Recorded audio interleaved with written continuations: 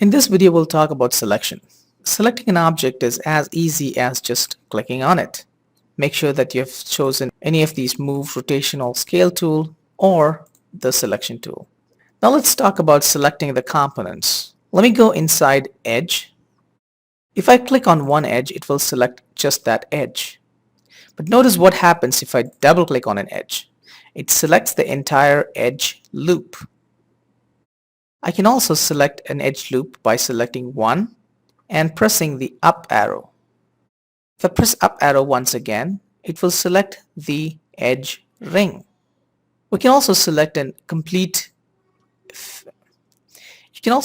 loop of faces.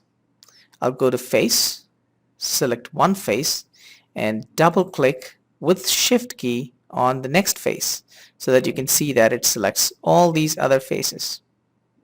Now once I make a selection, I can also grow the selection or shrink the selection. For that, let's click on one face here and press Control key and right click to choose Grow Selection.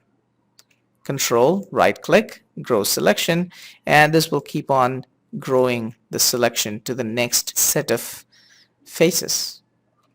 I can also shrink selection by pressing Control key, right click, and choosing Shrink Selection. So these are some quick and easy ways to make selections. While working with component mode, sometimes you might want to go back to the object mode and it might not be that easy. In that case, if you got stuck like that, you can go up here and instead of component mode, we can choose the object mode. So that you can see that immediately I've gone back to my object mode instead of that component mode. So this concludes this video on selections and object and component modes.